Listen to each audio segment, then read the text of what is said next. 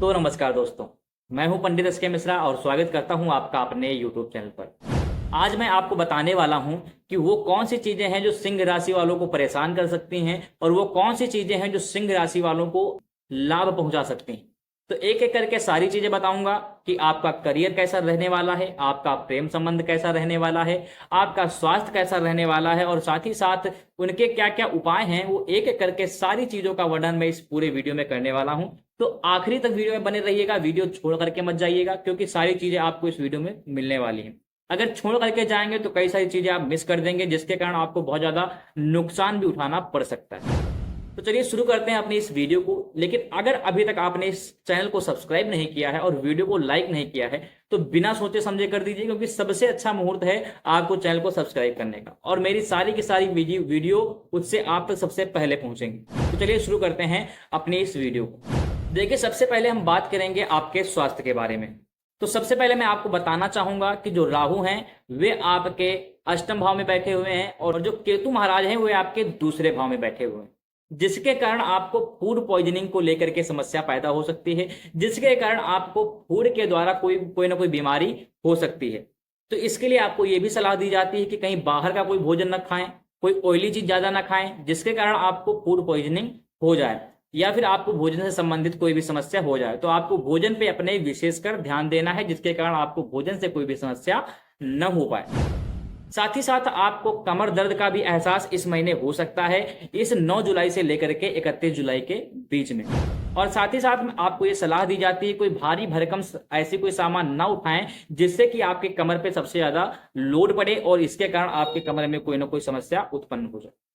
तो अब हम बात करते हैं कि आपका करियर कैसा रहने वाला है, कि करियर को लेकर के क्या क्या समस्या और क्या क्या लाभ आपके साथ हो सकते हैं। देखिए, अगर कुल मिलाकर के देखा जाए तो आपका करियर पूरे जुलाई भर अच्छा रहने वाला है, कोई विशेष समस्या नहीं आने वाली। जो आपके गुरु महाराज हैं ये आपके दसम भाव में स्थित होकर के आपको कई सारे अच्छे अच्छे अनुभव प्राप्त करवाएंगे। आप अपने कार्य क्षेत्र में उन्नति प्राप्त करेंगे एवं एक के बाद एक पदोन्नत करते चले जाएंगे और आप आवश्यक निर्णय लेंगे, महत्वपूर्ण निर्णय लेंगे जिससे कि आपके कार्य क्षेत्र की जो आपकी प्रतिष्ठा है वे और ज्यादा प्रबल होती चली जाएगी।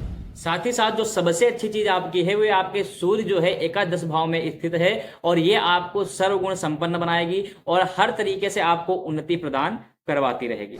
और साथ ही साथ एक और आपको अच्छी खबर सुनाने वाला हूं कि इस महीने आपको यदि किसी नौकरी में है तो आपको कोई ना कोई पदभार सौंपा जा सकता है। स्टूडेंट को भी क्लास का या फिर किसी कॉलेज का कोई ना कोई पदभार सौंपा जा सकता है जिसके कारण उसके अंदर एक मानसिक संतुष्टि और खुशी प्राप्त होगी। अब हम बात करते हैं कि आपके प्रेम संबंध कैसे रहने वाले। तो देखिए, अगर प्रेम संबंध की बातचीत की जाए तो कोई विशेष प्रकार से इनके कोई संबंध खराब नहीं रहने वाले हैं, परंतु 12 जुलाई के बाद इनके अंदर कुछ न कुछ समस्याएं, कुछ न कुछ विवाद पैदा होंगे जिसके कारण कलह होने की संभावना है। परंतु 12 जुलाई के पहले इनके संबंध अच्छे रहने वाले हैं क्योंकि जो शुक्र महाराज की दृष्टि है वे आपके पंचम भाव में पड़ रही है जिसके कारण आपको प्रेम से भर देगी 12 जुलाई के पहले।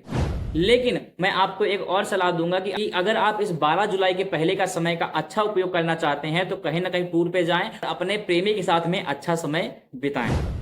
12 जुलाई के बाद में मंगल महाराज आपके दसम भाव में बैठ करके पंचम भाव में आपकी अपनी दृष्टि डालेंगे जिसके कारण आपके बीच में विवाद पैदा होना शुरू हो जाएंगे।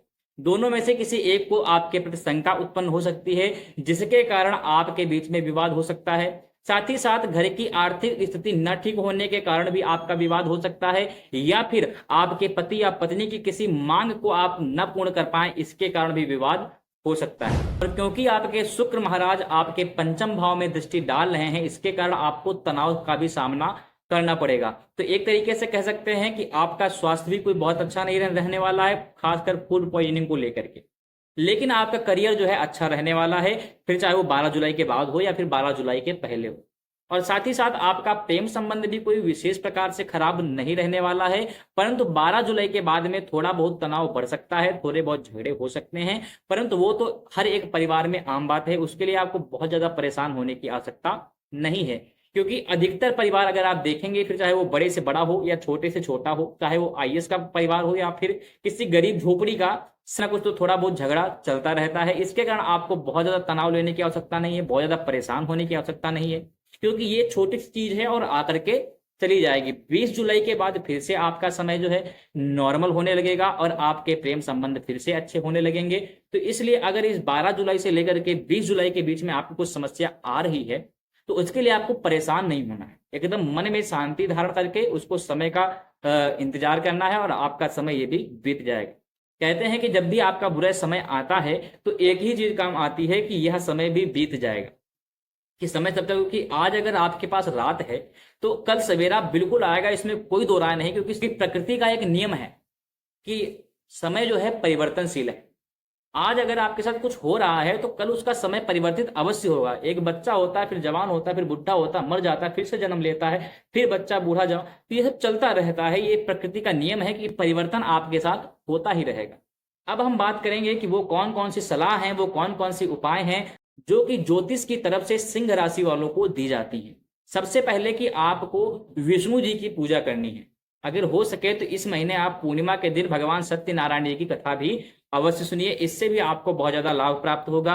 लेकिन विष्णु जी की अगर आप मान लीजिए सत्यनारायण की कथा नहीं करवा पा रहे हैं, किसी कारणवश आपके पास समय नहीं है या फिर धन नहीं है या फिर कोई व्यवस्था नहीं है या किसी भी कारणवश आप नहीं करवा पा रहे हैं, तो ऐसे में आपको अपने घर में या फिर पूजा घर में आपको विष्णु जी की पूजा अवश्य करनी है। अगर घर में नहीं हो पा रही तो किसी मंदिर चले जाइए, मंदिर में जाकर के आप भगवान विष्णु जी की पूजा अवश्य करिए। साथ ही साथ आपको एक और सलाह दी जाती है कि आपको पीला चंदन स्वयं लगाना चाहिए और साथ ही साथ विष्णु जी के भी लगाना चाहिए, इससे भी आपको काफी ज्यादा लाभ प्राप्त होगा। साथ ही साथ एक और सलाह और आखिरी सलाह दी जाती है कि किसी न किसी स्टूडेंट की आप मदद करिए, इससे जो आपकी प्रेम संबंधित समस्याएं आ रही हैं वो सारी की सारी दूर हो जाएंगी। अब कई लोग पूछेंगे कि भाई विद्यार्थियों की मदद कैसे कर सकते हैं, क्या उनकी हम फीस पूरी पूरी जमा कर दे, इतना तो मेरे पास नहीं है। तो देखिए, फीस जमा करने से ही विद्यार्थियों की मदद नहीं होती है। उनको कोई पुस्तक गिफ्ट कर दें, उनको कोई पेन अच्छा सा गिफ्ट कर दें या फिर जो भी उनके आवश्यक चीजें हों उनको गिफ्ट कर दें। इसके साथ वीडियो बहुत ज्यादा लंबी नहीं करेंगे। जय श्री राम। और अगर आपके मन में कोई प्रश्न होता है तो इस वीडियो में लिख करके अवश्य बताइएगा कि आपके मन में क्या प्रश्न है।